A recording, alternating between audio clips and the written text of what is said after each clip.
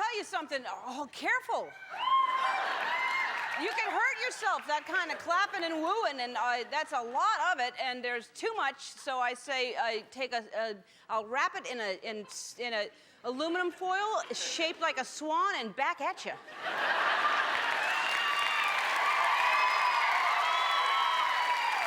You take some of that home. You take that to go. Oh, boy, I hope you stretched for that kind of noise. Because I saw you going crazy, and there was actual body movements for the woos to come out. You got to be careful. You can hurt yourself.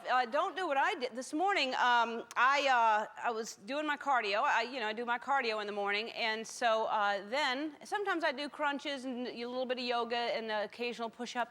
And today I just did the cardio, and then I went to take a shower, and I'm in the bathroom, and I thought, I'll just do a couple push-ups before I get in the shower. And so I got down, did, a couple push-ups, and then I got in the shower, and I went to do the shampoo movement, and I went, ah.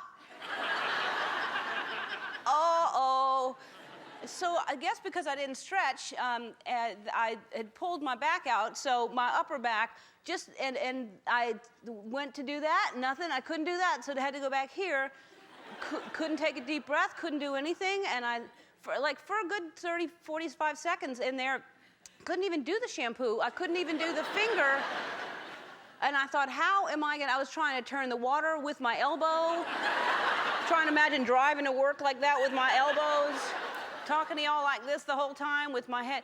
And I finally, I'm okay, but what happens is, I'm 49, and so I forget, because I always think that age is just really only in the mind, but I forget that my mind is getting old and has forgotten my body is getting old.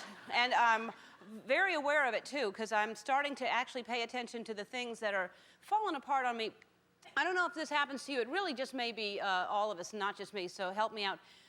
When you're parking your car in one of those gigantic mall structures that have about 9 levels and different colors, do you forget where your car is parked? It's not just me, good. Because, it seems like it's going to be easy because they give you a color and they give you an area and a section. And so what I do is I say it over and over and over again. Like I'll be like 4G purple, 4G purple, 4G purple. And then I'm thinking, well, okay, 4. It's how many fingers I have. And the other one's a thumb. And so 4. G, generous, my last name, 4G, and then purple, red and blue makes purple. So I'm thinking I've got it, 4G purple. And then I walk out after I get my Cinnabon, and then, which is the only reason to go to a mall. And so I go to find my car, and I'm thinking, I've now completely forgotten, and I'm thinking it had something to do with fingers. I have 10 fingers. No, I remember mentioning thumbs. I have 2 thumbs. Okay, 2. 2 is right. My last name, DeGeneres, so 2D. And then the color was red. No, ruby. Ruby, 2D, fresh and fruity. I try, and I'm doing, here's another thing I'm doing that I'm very aware that this really only happens after a certain age. I don't know where it starts to happen, but when you're at a restaurant, do you just read the menu aloud? I never used to do that, but you get to a certain age, and somehow there's nothing wrong with that. You're just, they have chicken. Oh, garden salad with cucumbers and tomatoes. Vinaigrette dressing, that sounds good. They have a salmon and a pork chop. When does that start? When you start reading the menu? Is it me? You're just getting older, and it's not fair. And there's one way you can feel younger, and that's Botox. Or you can dance.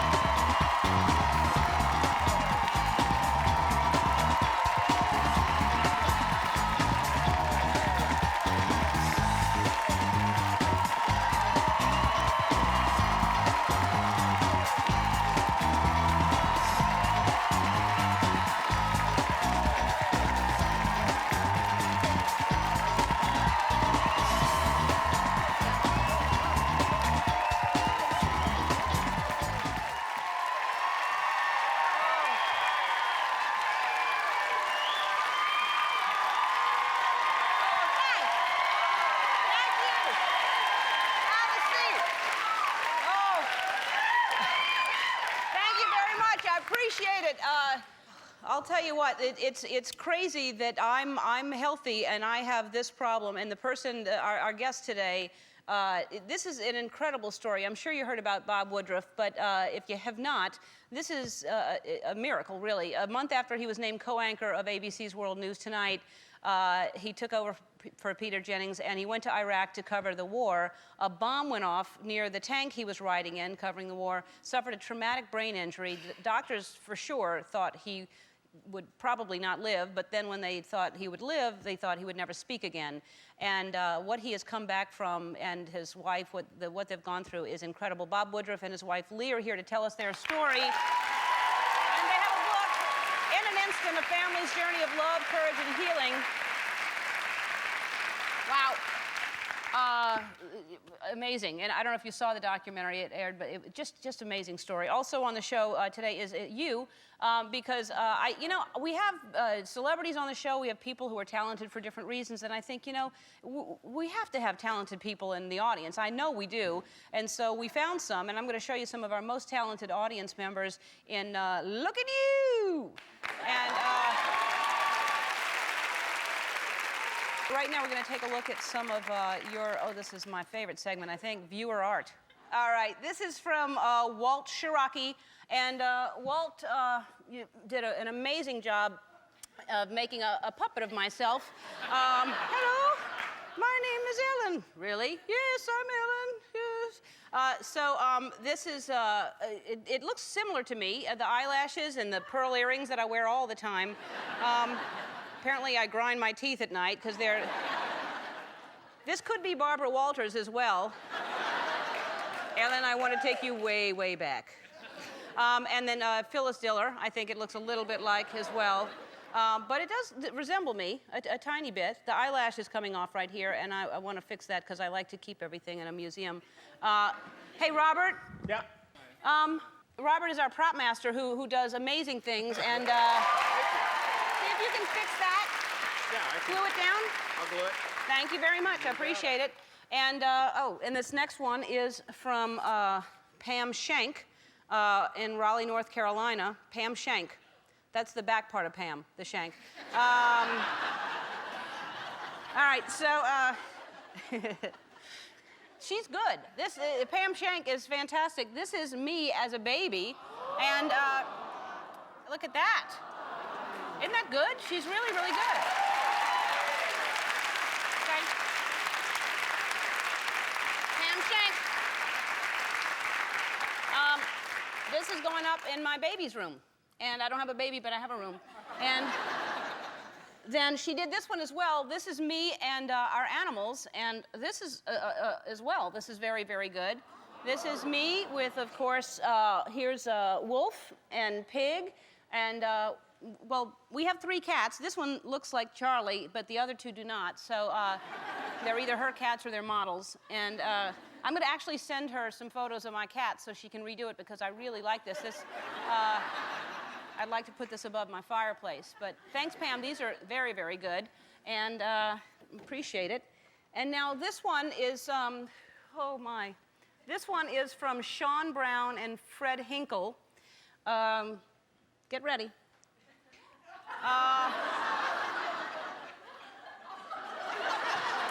Now,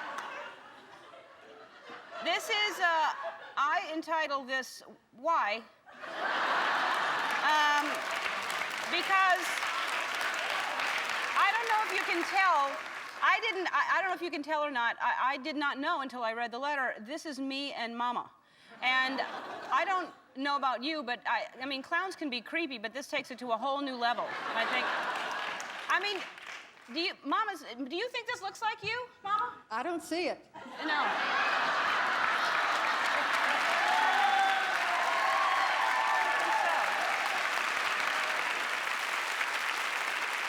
I don't see it. That's weird.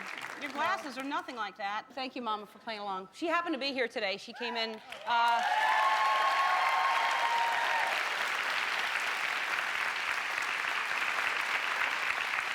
She came in strictly for Bob Woodruff because my mother used to be a speech pathologist and worked with a lot of head injury victims, so she came in for this.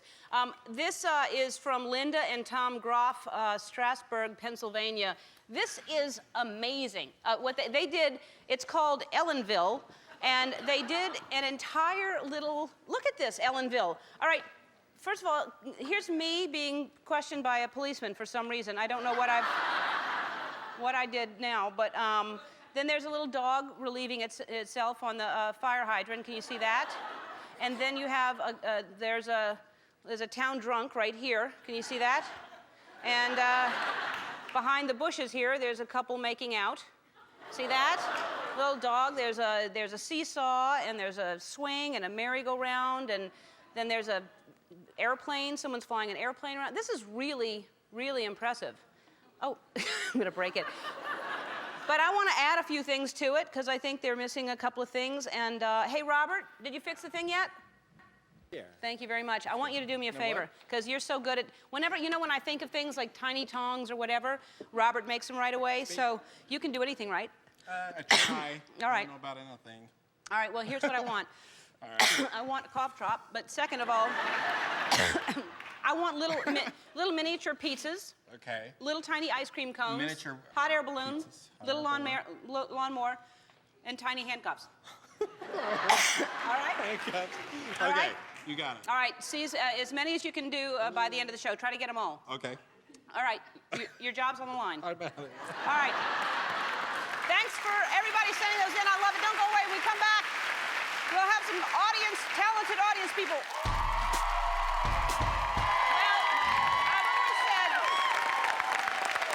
I've always said that I have the best audiences in the world, and we also have the most talented. So today we're going to prove it in a segment I like to call Look at You.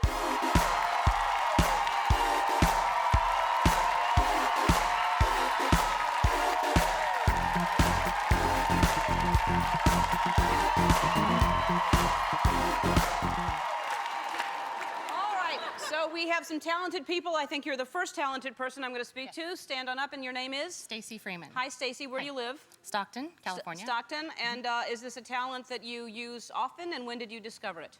I don't do it often, but I can do it anytime, and I've been doing it since I can remember, 2, 3. Well, if it was since I could remember, it may be just a few hours ago. Something's wrong with me today.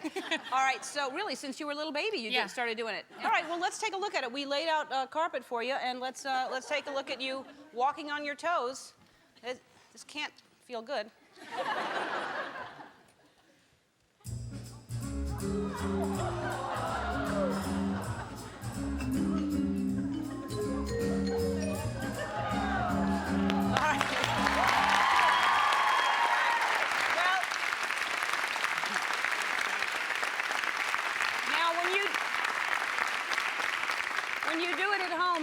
Do you play that music? Because it really is... Always. Yeah. Always with It makes music. it very, very romantic. Let's see it in slow motion.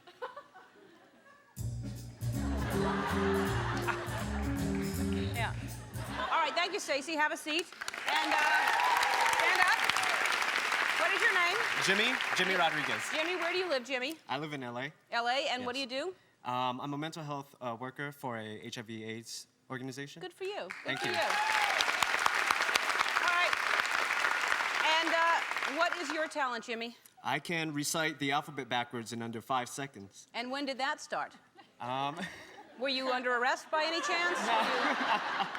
Out of boredom, mainly. Really? Yes. Out of boredom? Yeah. Okay, let's put a clock up, 5 seconds, please. Just tell me when to go. Go. ZYXBVUTSRQPONMLKJIHEFEDCBA.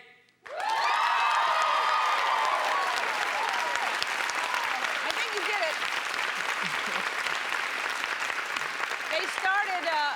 I think they started the clock before you started, so you did do it. Can we hear that? Go. ZYXBVUTSRQPONMLKJIHEFEDCBA. You know,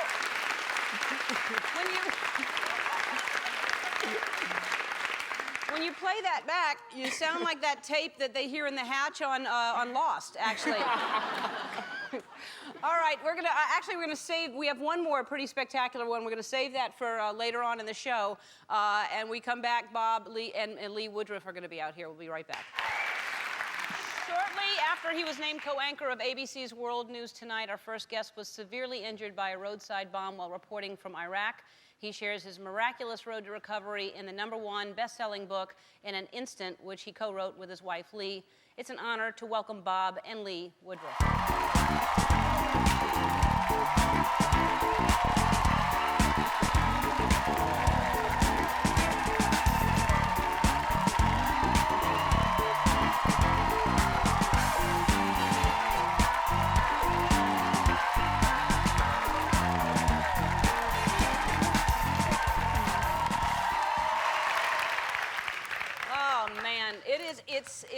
You can't stop saying it's a miracle, can you? You just can't get over it. To this day, I can't believe it. I mean, that Really. it's that, not that long ago, and you're sitting here having a conversation and able to tell us the story. And do you remember well, take us back to that day, first of all. Well, we went over to Iraq, and we were going down the street in Taji, just about 12 miles north of Baghdad. And we were out with some of the Iraqi military in their tank. And we were also with other American military guys, with the Army was with us as well. As we're driving down the street, we came to an area where the trees were closer inside of the road. And suddenly, ba-boom, a big IED. This is blast moments off us. before. The footage is moments before, right? That's us going down that's right. That's us going down the street. And then, at that moment, I don't really remember much of anything after that. You don't? Well, I fell into the tank, and I woke up, and after about 1 minute, and I looked at Vinny Malhotra and Doug Vogt, my cameraman, and I said, are we alive? And they said, yes, we're alive. And do you remember that? Do you remember saying, are we alive? I remember that. That was one of the few that I remember. And then I started spitting out some blood. And when actually Vinny was holding on my neck right here, because the blood was popping out of my neck right there, because the rocks all went flying through that whole side of your face, yeah, right? all was this just whole side gone. over here. It slammed my shoulder on the back and broke that up really badly. Somehow it didn't go into my heart. I don't know why. Then these rocks all flew through my area right here, and one rock went all the way to the vein on the other side, and somehow stopped 1 millimeter short of it, and I would have died in 20 seconds. Yeah. So all this blood was coming on. Well, Then it went out, and I was gone for 36 days. 36 days. So well, first of all, you must worry about this constantly. He had been in Iraq before, and traveling like that as a reporter, you must always fear that. I think it's a fear that you put in the back of your head, because if I worried about that every single time he left, I think I'd be a nervous wreck. I think the worst it was when he was embedded during the invasion of Iraq. And every night I would go to bed and just, pray that he would stay safe. But I just would have to kiss him when he walked out the door, just like he was going down the corner for milk, or I felt like it would jinx it if I did anything else. Right. So you are at Disneyland, right, with your kids? Disney World. Disney World. The happiest place on earth. Yeah. Yeah. Wow. Yeah. And had a wake-up call coming. I did. I'd scheduled a wake-up call at 7 o'clock in the morning. I was going to sneak out and go for a run or a walk. And the phone rang, and it was David Weston, the president of ABC News. And he said, Bob has been injured, and we believe he's taken shrapnel to the brain. And my world just stopped. It just stopped. And how do you tell the kids? Because it must have been on the news right away. It was. I walked outside right away because I had to figure out how I was going to do this. I had to just take a breath and figure out how I was going to tell the kids and what to do next. How old are they? We should, their ages. At the time, our son was 13, 11, and the twins were 5. Twin girls. So Team A and Team B, as Bob says. So very different messages. Team A was sort of, they already had the TV on, they knew Dad was hurt, and Team B was kind of, Daddy's got a boo-boo, we're going to get on a plane and go home. So by some divine intervention, the twins stayed asleep the entire time so that I could tell the big kids first. So then you go to, well, first they take the swelling immediately. Your brain is swelling. Well, the amazing thing was they were able to actually get us out of this area. After that explosion, we went down into the tank. Then there was gunfire that was blasting out against the ones that attacked us. And they took us out of the tank, took us about a mile down the road in a vehicle, got us into a helicopter, flew us down to Baghdad, then back up to Balad, which is about 12 miles north of Baghdad. And at that moment, they cut out the part of my skull up here 14 centimeters because my brain was expanding, so they needed to get it off. So this is what was Yeah, left so you of can your see on the head when left they side- cut that off. That's right. You can see the left side of my head right there, and that's the part which is largely language. So when you get hit in the left like that, it's also language, words, and so on. If you get hit in the right side, it's much more physical, and your ability, your vision, your ability to see. So it's different. It depends which side you get hit on. So you go to Germany, which is that he's transferred to Germany, and what's that like to see him? I can only imagine what that Yeah, was. I'll never forget that sight. It was, it was Bob, and it was Bob, but he'd been tied to the back of a truck and dragged all along the left side of his face. There were hundreds of rocks. There's still dirt and rocks in his face. Sometimes they just kind of come to the surface and pop out. Really? Still? Really, like a zit, yeah. It's Wow. kind of fun. If I feel a couple of that's You can touch his head if you want. Okay. Yeah, watch out, careful. just There might be a little $10 rock. if you go up here. $10 higher? Yeah, exactly. But his face was cut up, and there were stitches everywhere across the bridge of his nose, his mouth. His eye looked like one of those Popeye fish, and I was sure that he was blind and deaf. And but then the most shocking thing, I had never really thought about a brain injury before. I didn't know what it was this giant, like a potato, coming out of the top of his head, and that was his brain. His brain was outside of his head. Brain was outside of his head hugely, like almost another head. So you're trying to, are you just losing it, or are you trying to keep it together, thinking maybe he's feeling some of Keeping this? it together, and I'm actually at the time thinking, darn, his brows look really good. Whoever the ABC makeup person is, she's taming those unibrows. She was looking on the positive aspect of all Well, this. I think yeah. I had to focus in on this tiniest little thing to stay sane because Yeah. the rest of it was horrific. Yeah. Well, and that was good news that the eyebrows look good. The eyebrows were Yeah. okay, yeah. And what were the doctors telling you at the time?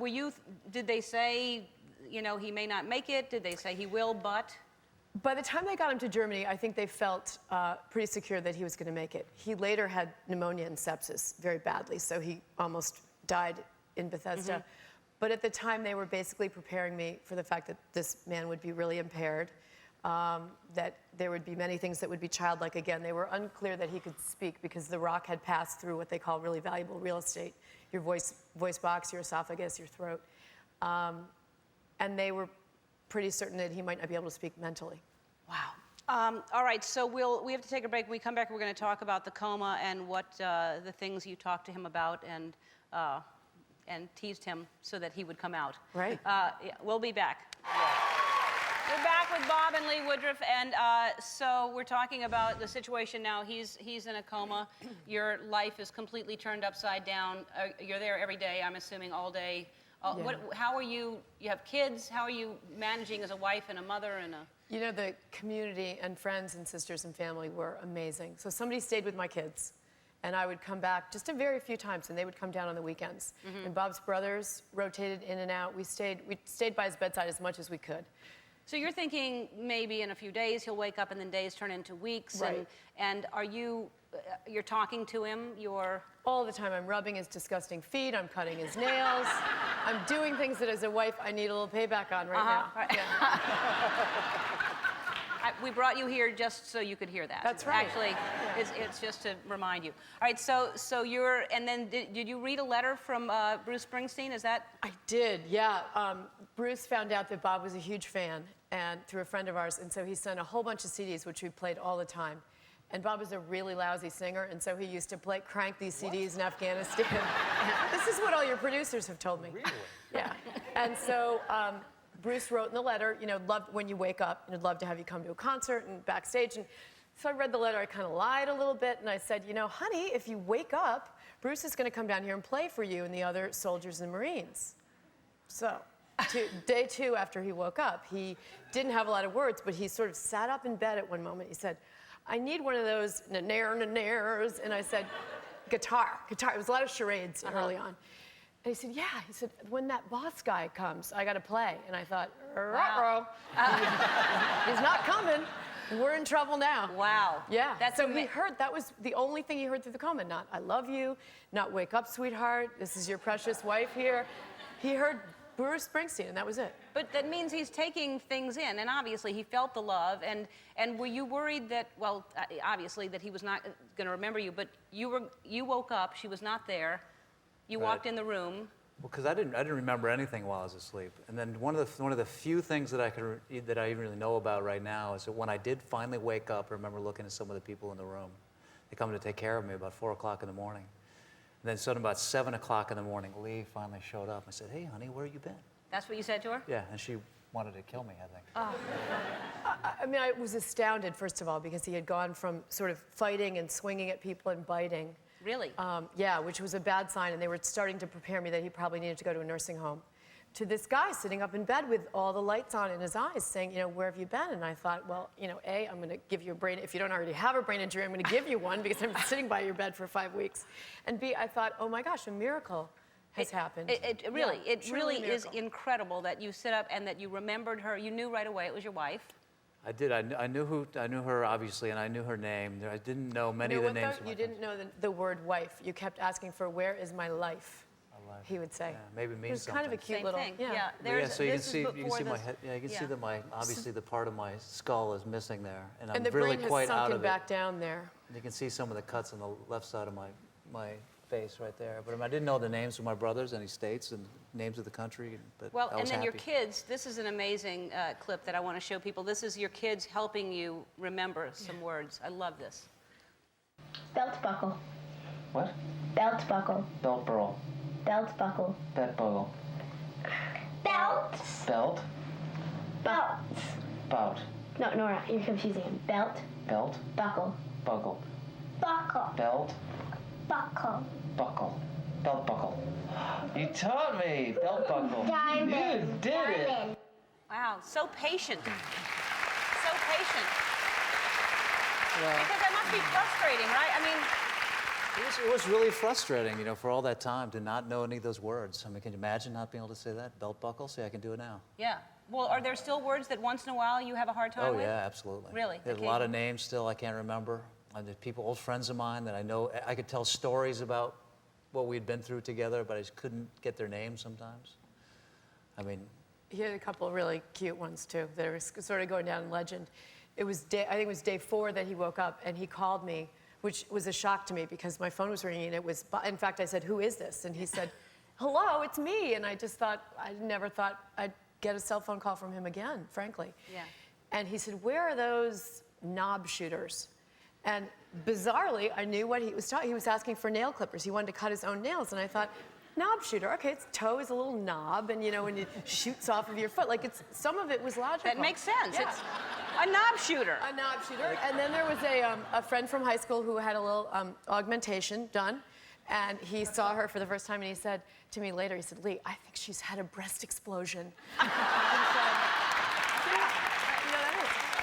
That actually makes more sense. I know. We have to take another break. We'll be back.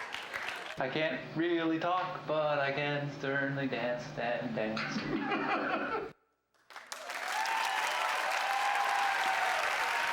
back with Bob and Lee Woodruff. They have a new book, and it's In an Instant, A Family's Journey of Love and Healing, and the story is absolutely incredible. I want to ask you just quickly, because I have... people, I think, sometimes have to be reminded that life is so precious, and as you say, in an instant, everything can change. Do you think you'll never have a bad day where you don't have to all of a sudden catch yourself and go, what do I have to feel sorry for myself? Or do you find yourself still sometimes just, Yeah, and that's normal, and it's okay. And I think if we tried to write a book where we did the old, well, pull yourself up by your bootstraps thing, it would be so disingenuous, because we have a renewed appreciation for it all, but you still have bad days. You're still human. Yeah. So you can feel bad some days. Yeah. I still to this day feel a little bit guilty sometimes about some of the things I did to my family. Really? Like they went through this situation so badly in a year.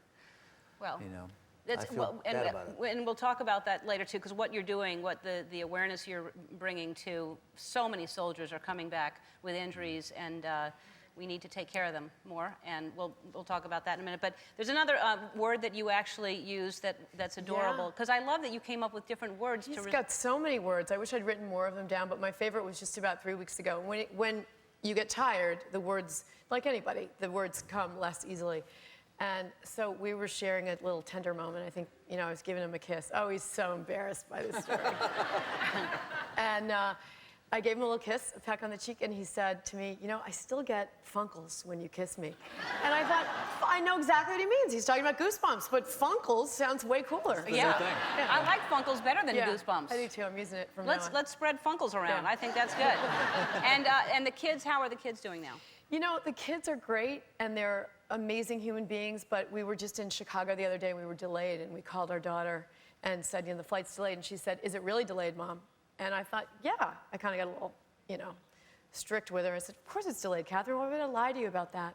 And she said, well, it's just that I thought maybe something was wrong with Dad. And I thought, you know, oh, sorry. You know, I should have anticipated that one. So I think there's still a little bit of... Want to make sure you know, Dad's okay? Yeah. Yeah.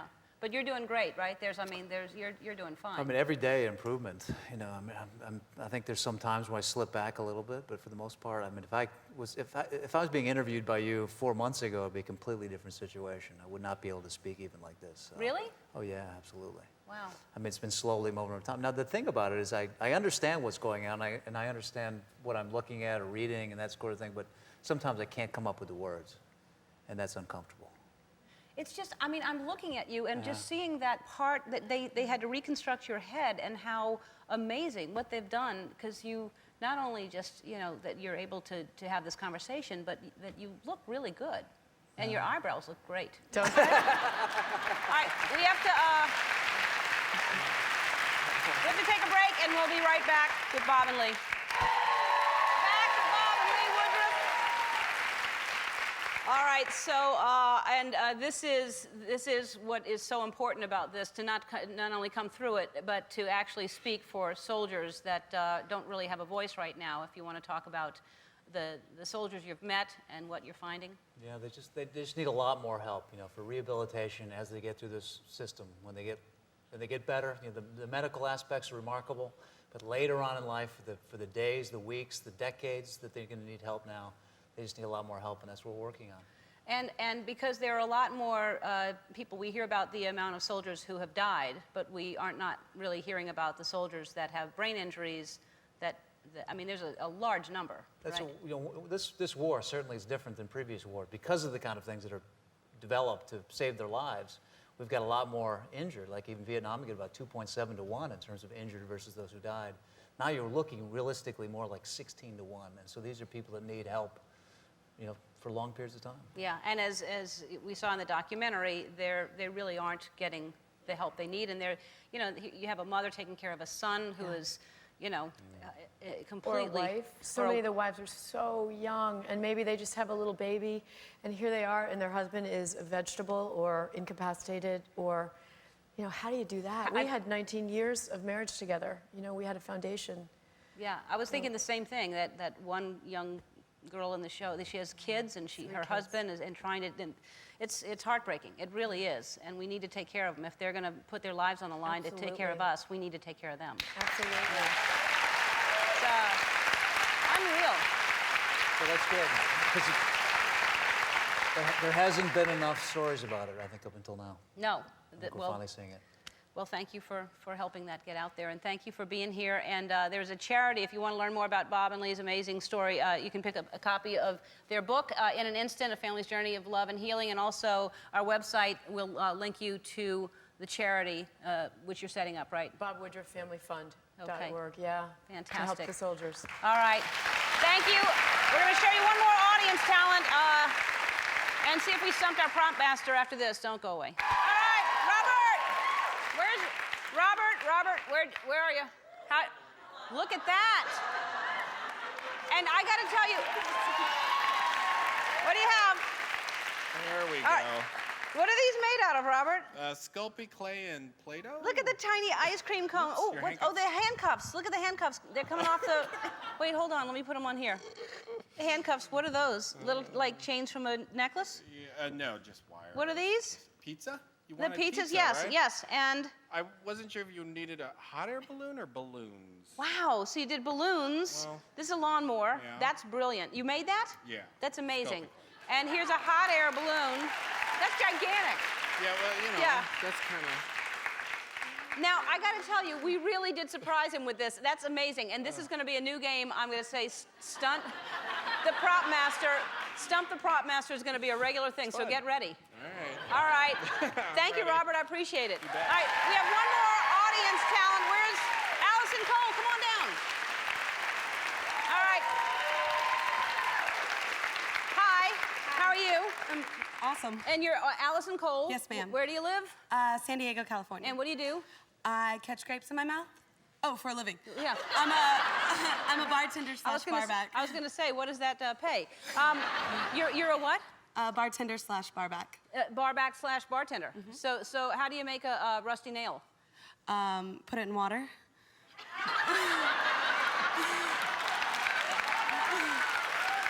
So you're mostly a barback. Yes, ma'am. Okay. Yeah.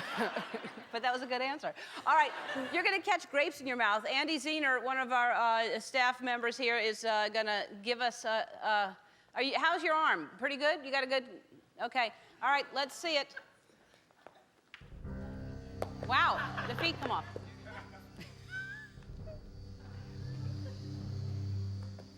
Wow!